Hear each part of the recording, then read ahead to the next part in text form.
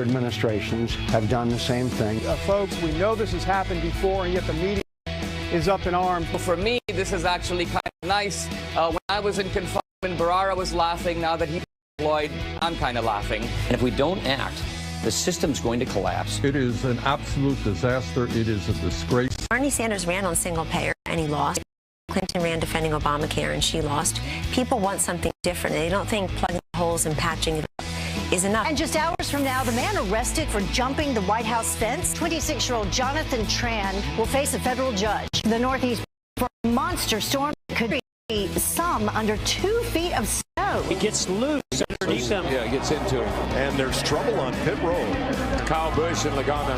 Blood on the forehead there. How Joey races, so he's going to get it. Any blows landed between the two of you? And to me.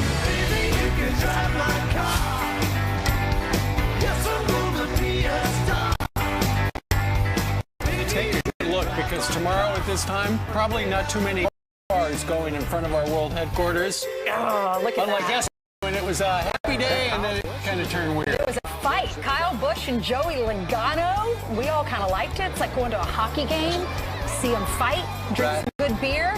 That's when I say it, but NASCAR gets a ton of publicity every time they have a fight like that. They do. So I don't think. But the guys end up liking each other at the end, don't they? No. They still I like don't each think other. so. Yeah. It's such a wholesome sport. Isn't that why they drink milk rather than the champagne? Yeah, that's only one race By the way, a year. was that Paul McCartney with the Wings, or is that with Beatles? That was the Beatles. I don't know. That's not a question I for me. didn't know that. Beatles, then. Well, Solo. ladies and gentlemen. All right, meanwhile, let's talk a little bit about the mainstream media. Outraged over the sudden, abrupt ousting of the U.S. Attorney here for the Southern District of New York, Preet Bharara. Here's the thing. He, along with the remaining 46 other U.S. attorneys, as his standard course, were asked to submit their resignation. He didn't want to do it. He felt like he had to deal with Trump, so he was going to say no.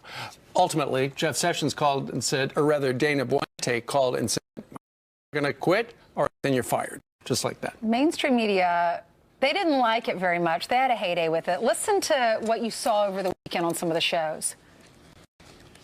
Breaking news surrounding the sudden order for 46 U.S. attorneys to resign. The abruptness makes this stand out. The abrupt order on a Friday afternoon after promises were apparently given amidst everything else that's going on at the Trump Justice Department. It's very unusual. I can't ever remember seeing a case like this.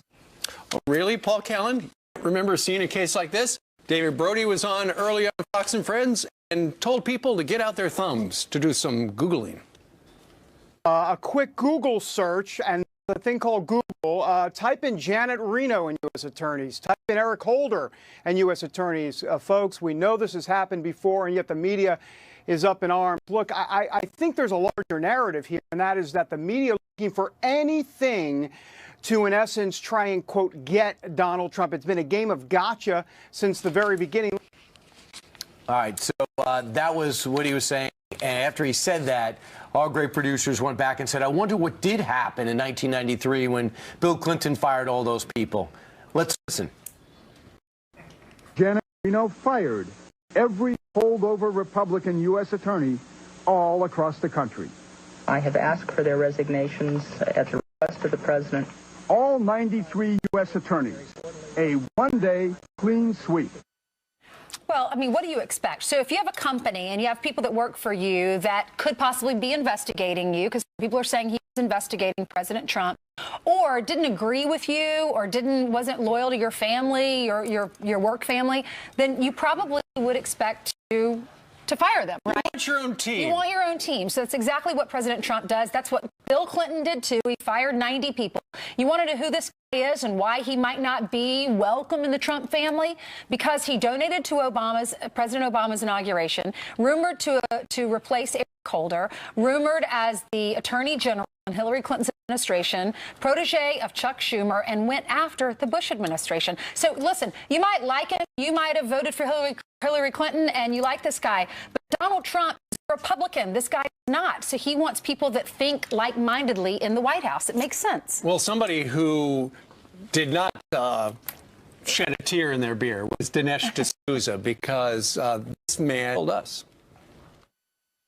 He's a ruthless and a very deceitful guy. He took a series of cases, all involving corruption, and altered the facts of those cases to conceal the corruption, to try to con the judge into sending me to federal prison. It's a kind of wind into the soul of Preet Bharara and the kind of deceitful man that he is. I'm a conservative. I'm a prominent critic of the Obama administration. Now, this should be completely irrelevant in the decision about whether to prosecute me. It should be beside the point. But of course, in Bharara's case, it was the point. This was a political prosecution conducted by Bharara as a henchman for the Obama administration. So that's one of the things going on this week. I don't think there was much controversy going on with the Trump administration. It seems like they wanted to make something happen. Meanwhile, the real challenge is, I think they're getting back to normal, a normal administration and less controversy and people getting used to the fact that Donald Trump won. Last week was all about health care. It's a proposal to fix something that's broken. This week is going to be about the budget. It's going to be about the CBO. And it's going to be about Republicans trying to see if they can change this plan to get more on board. I mean, if you look at some of the groups that are against it, Heritage Foundation is against it. President Trump talked to them. You look at Senator Rand Paul. He does not like the plan. He says there's too much Obamacare still in it. It's Obamacare light. The president talked to him. Elijah Cummings, a Democrat. He's upset because he wants to drive costs down. The president met with him at the White House and called him 3 times. So that's what this week is going to be about. Getting through this program and see if we get more Republicans on board. But the real story is going to be what happens after the CBO releases their report, the Congressional Budget Office. Yeah, you're wondering what that is. The report comes out today and it outline how much it's going to cost, this new bill. And we heard the Democrats saying we shouldn't pass this, we shouldn't repeal and replace until we see what the CBO says. Well, today they're going to get their chance. Well, here's the thing about the CBO, and there were a number of Trump folks out on television saying, I won't put too much stock in the CBO. Keep in mind, when they scored Obamacare, they were off. They said 8 million more Americans would wind up with health care than actually did wind up. And then you got Jonathan Gruber, who was the architect of Obamacare, and he as the architect, loved the fact that the way that they were able to disguise, let me say that, the details actually helped them pass it. Watch this. This bill was written in a tortured way to make sure CBO did not score the mandate as taxes. If CBO scored the mandate as taxes, the bill dies. Okay, so it's written to do that. In terms of risk-rated subsidies, if you had a law which said healthy people are going to pay in, it made explicit that healthy people pay in and sick people get money, it would not have passed. Okay, just like the people, lack of transparency is a huge political advantage. And basically, call it the stupidity of the American voter or whatever. But basically, that was really, really critical to get it to pass. Yeah, that's that MIT professor. That's a school. He's the guy smarter than everybody else who's bragging about the fact in a press conference setting with students in the back how he put one over on all of us. We're just too stupid to figure it out. The crazy thing is it worked because they passed Obamacare. He was saying don't be transparent, so basically lie about what's in it. He said call them mandates instead of taxes. It won't pass if you call them taxes with the CBO. So is the CBO to blame here? Can we trust the CBO report that comes out today if the CBO wasn't able to figure out that mandates are the same thing as taxes? I'm told that the person in charge of the CBO, nonpartisan, is a Bush appointee, number one. Number two is if you talk to the people at CBO, they are pushing towards single payer. So with that in the back of their minds, they're going to score this. The word is costs are going to be reasonable, but coverage is going to look like there's a lot less coverage in the plan. It's going to look like millions of Americans no longer can afford health care. But keep in mind, the whole thing that a lot of people had as a problem with Obamacare was you were being forced to buy it, even if you didn't want it. And a lot of young people had to buy it, couldn't afford it, but had to buy it, or they had to pay the penalty.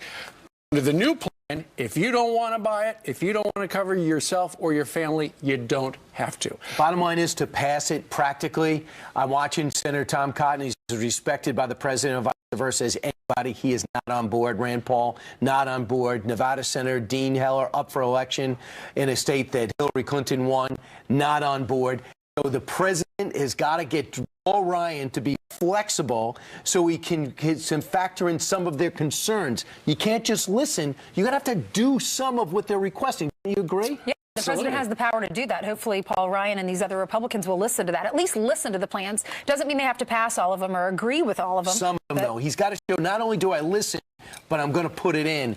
With the fact that he called Elijah Cummings twice on Friday, met with him on Thursday, I think that shows not only is he listening, but he's paying attention to a Democrat who's been a critic of this. Right, but I think there are a lot of Republicans on Capitol Hill who are going, well, we'd like to make some changes to this thing, but it's kind of, that way or the highway, where they're inflexible. According to Mick Mulvaney, who runs the Office of Management and Budget, he said it's just a framework and we're going to negotiate with people, and if there's something good put into it, we'll put something good into it.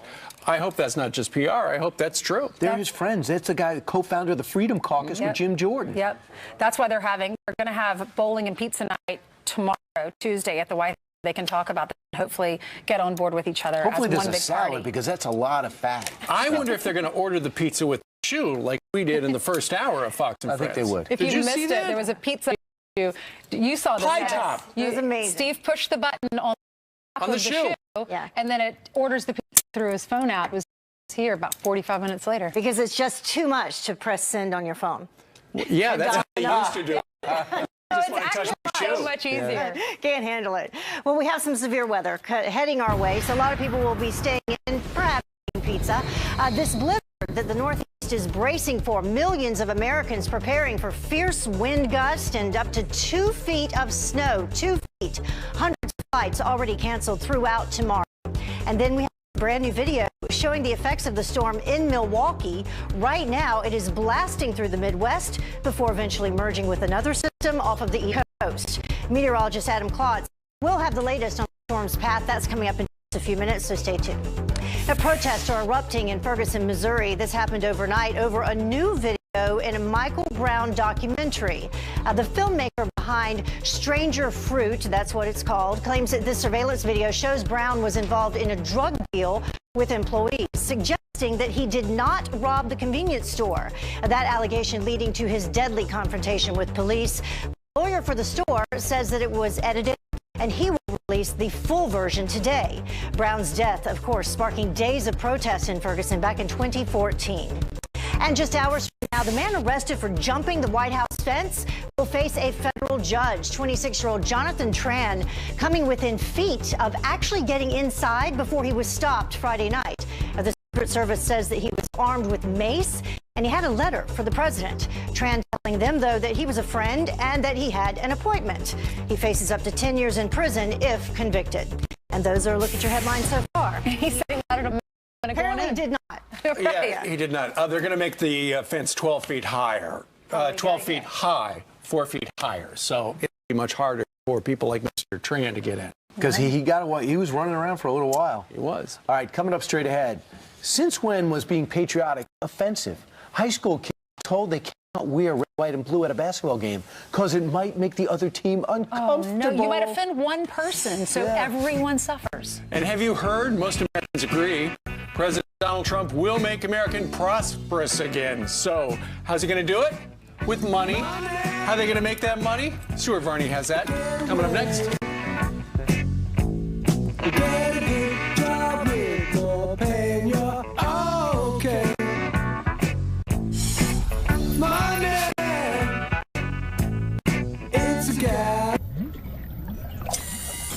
How was your weekend? Average.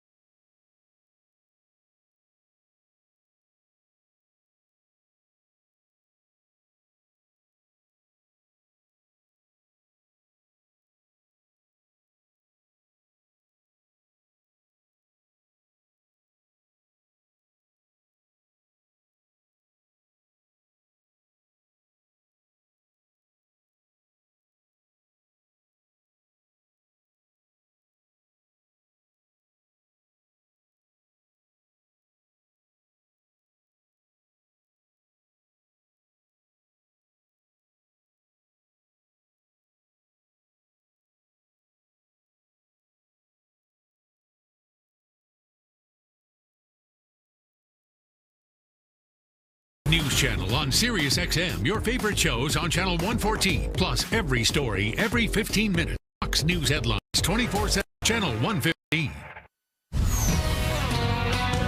My budget will give America's armed forces the resources they need to achieve full and total military preparedness to meet any and all global challenges.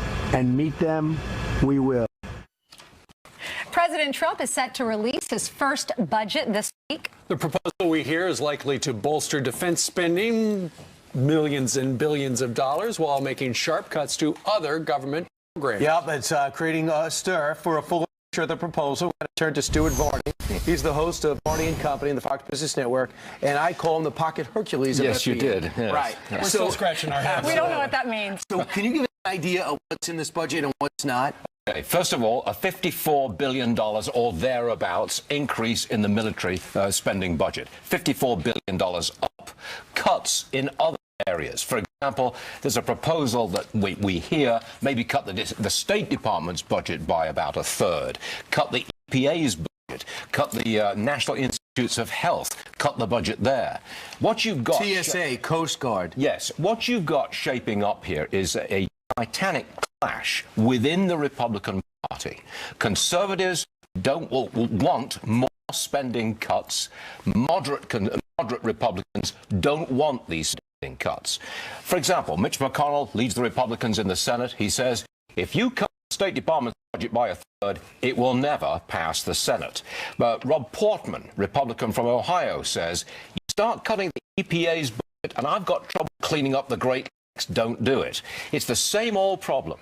How do you cut spending, federal spending, when it affects individual congressmen and the spending in their congressional districts? How do you do that? Have a line out and veto. Well, maybe that's one answer, but that's it. There's a clash coming, and it's a clash that's occurring right now. It's very similar to the clash within Obamacare's reform and repeal. The same clash between so-called moderate Republicans and conservative Republicans. Republicans might be on board. They might say, yeah, we want more spending for our military, our military stronger, obviously.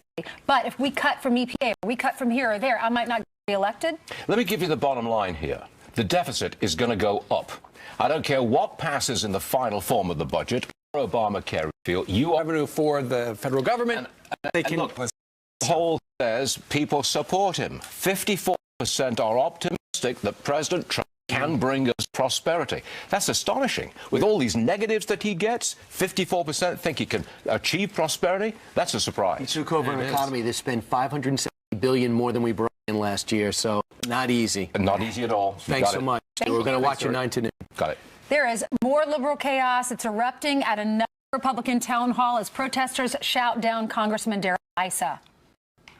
Why do you blindly support Donald Trump's agenda to gut the EPA, to gut basic science? Clean air and clean water. The congressman is going to join us to respond. That's next.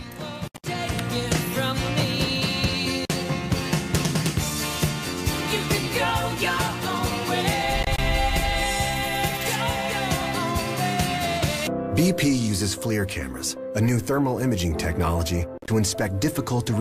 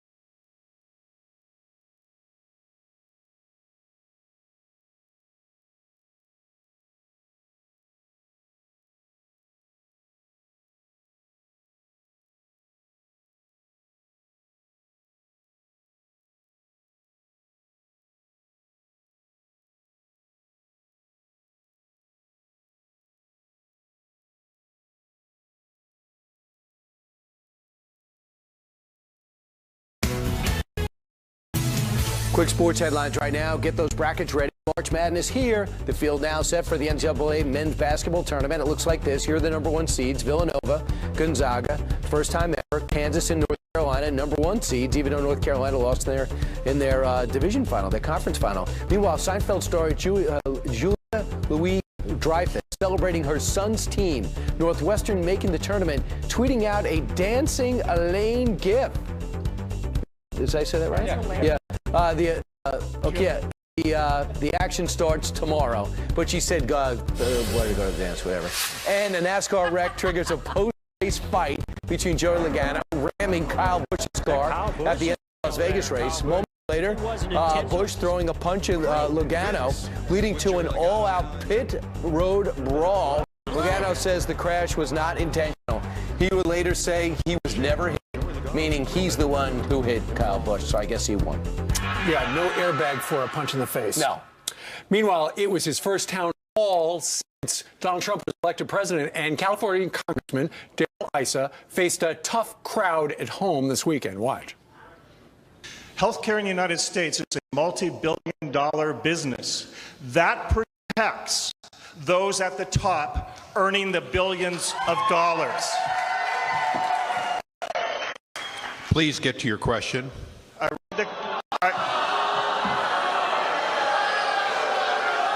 You're done. No. He asked his question. Sit down. I'm answering your question. I sent you this book. It's called Climate Change for Beginners. Because for 16 years, you've doubted the fundamental scientific consensus. Ask your question, young man.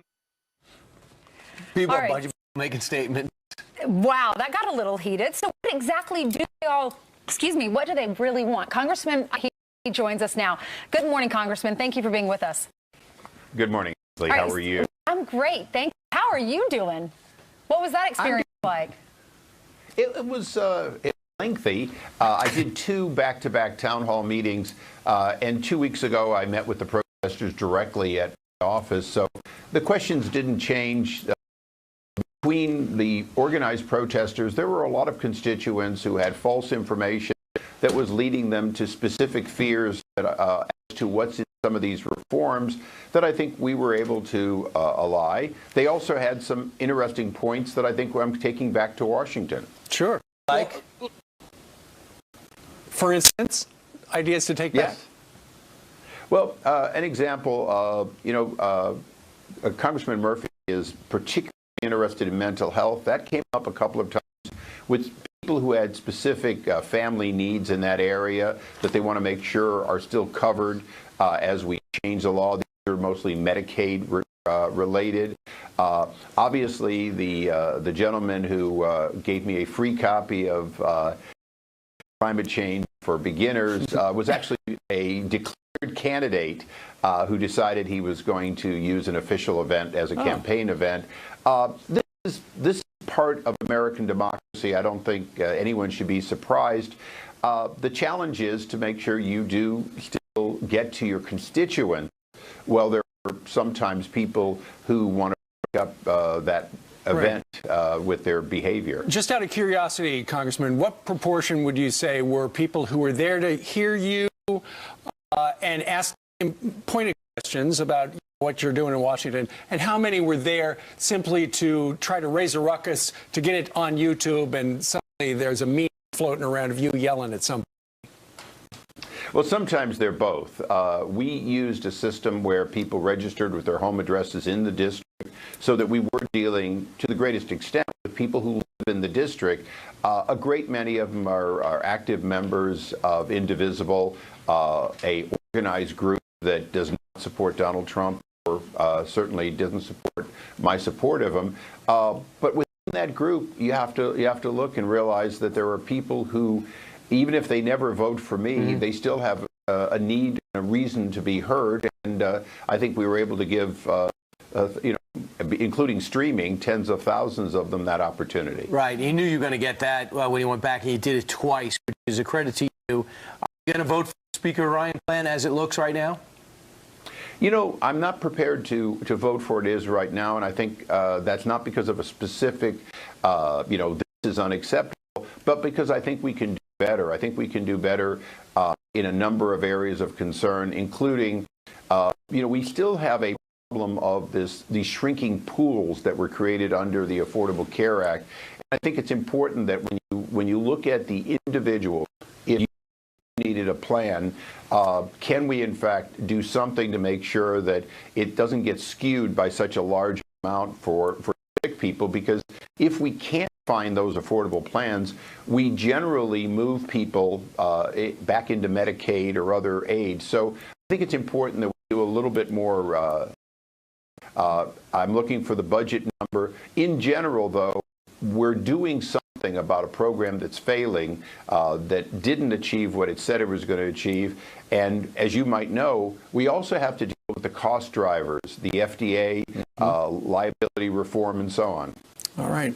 He had a busy weekend, worked right through it. Congressman Darrell Issa of the great state of California. Thank you, Congressman. Thank you. And wow. Thank you. And not ready to vote for the plan. It's significant. Meanwhile, it has to be affordable. Right. No surprise here. Bernie Sanders blasting the Republicans' health care plan. It is an absolute disaster. It is a disgrace. And by the way, this really has nothing to do with health care. But isn't this better than read it after you pass it, which sounds familiar? Chief National Correspondent Ed Henry live on that coming next. Plus, many of them are fighting tooth and nail to raise the minimum wage, and now you're paying for it. You got me begging you for mercy. Why won't you release me? You got me begging you for mercy. Why won't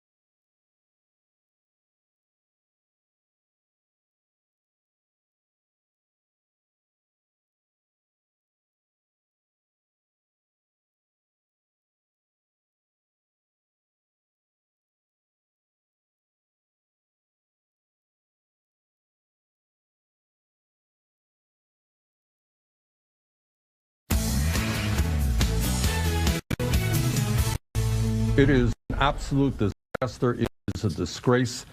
And by the way, this really has nothing to do with health care. What this has everything to do with is a massive shift of wealth from working people and middle-income people to the very richest people in this country. In my view, and what the American people want is an improvement on Obamacare, not the decimation of Obamacare and throwing so many people off of health insurance and raising premiums substantially. Is he still running for president? Sounds like it. Yeah, he was going to Mississippi and all the red states that voted for Donald Trump, trying to win them over. From red to Ed. Ed Henry is our Fox News chief national correspondent. Good morning. Ed, we're all waiting for the score from the Congressional Budget Office. It's going to tell the congressmen and senators how much this this replacement bill for the Affordable Care Act is going to cost, right? Yeah, and that will have a big impact on the debate, no doubt about it. But as you've been talking about all morning, I think back to the Obama administration, they basically tried to cook the books so that the CBO would say one thing to help them sell to the American people. So I'm not sure those numbers have that much credibility. In terms of Bernie Sanders, what's fascinating is it reminds me, his comments about health care, a little bit about what's happening with this U.S. attorney situation. The who lost their jobs seem to have forgotten that elections have consequences. And the same deal with health care. Bernie Sanders' approach on social health care did not carry the day in the election. For Donald Trump to be elected, that tells us the American people do not want that plan. That's the first point. Second point is, where was Bernie Sanders and a lot of other Democrats 4, 5, 6 years ago in the early stages of Obamacare when it was really not working, and they kept telling the American public, it is working, we don't need to change it at all. Now when you have the CEO of Aetna basically saying that this law is in a death spiral, it's clearly not working.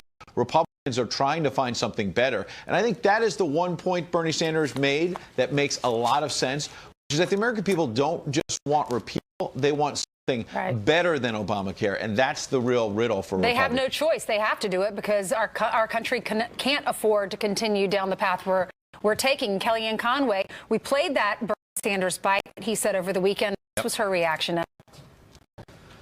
But look, Bernie Sanders ran on single payer and he lost. Hillary Clinton ran defending Obamacare and she lost. People want something different. They don't think plugging the holes and patching it up is enough. You need fundamental reform. That's why with health savings accounts, you're in better control of your health spending. We're going to give these governments more flexibility in the way Medicaid dollars are spent. Those closest to the people in need will be able to administer it. And you're going to have, he says, a shift from middle class and workers. That's absolutely false. Yeah, so we all have, all these Republicans have all these ideas of what they want in the new bill. Will they be able to compromise and will they all be happy in the end? Nobody knows for sure, but frankly, they can't fail to compromise. If they fail to compromise and simply repeal Obamacare and have nothing ready to replace it, Bernie Sanders is going to be right, that you're going to have something that maybe worse than Obamacare. So that's the point where Democrats are right on. And so for Republicans moving forward, they can fight for a while. I think the media is going to keep saying they're in disarray, they're struggling. This is the congressional process. Give it some time, folks. But after a few days, after a few weeks, Republicans are going to have to come together when you've got Rand Paul far on one side, Jim Jordan and others far on another side. At some point, they are going to have to compromise. They're going to wind up with something worse. Yeah, well, see, that's the big thing. If the president has latitude to cut a deal, his probably start to cut a deal. I hope people let him cut a deal, ultimately. So Make the Monty Hall of Capitol Hill. A great negotiator. We'll see. All right, Ed. Thank you, Ed. Thank you. Thank you, guys.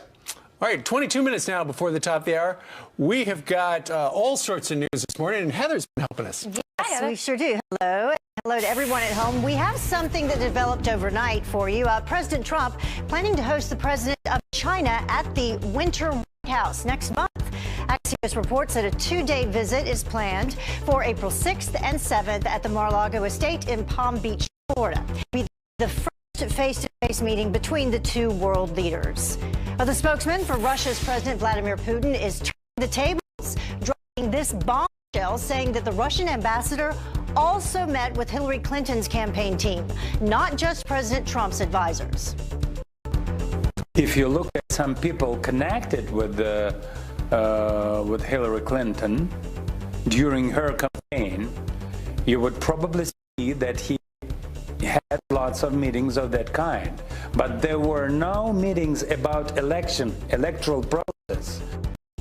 Well, he went on to say that talking with officials and advisors on both sides of the aisle is part of the job.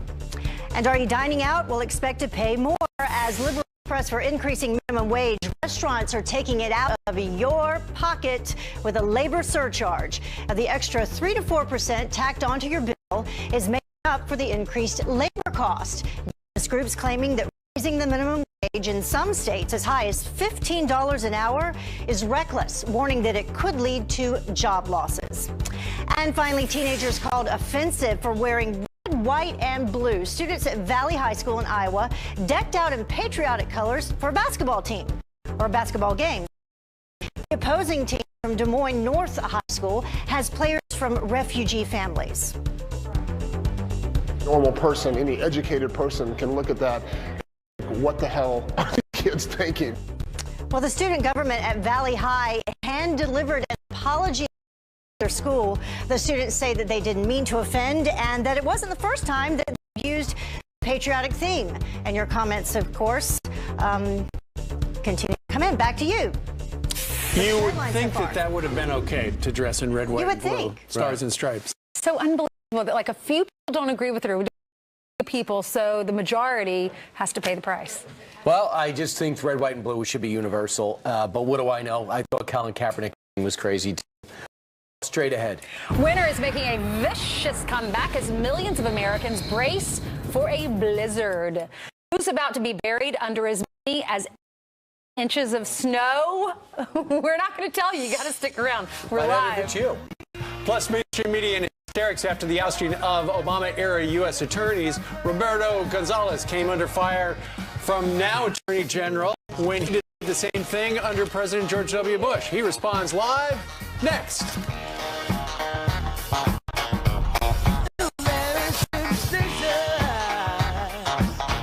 Today's weather is brought to you by Bush's Baked Beans, the veggie kids love.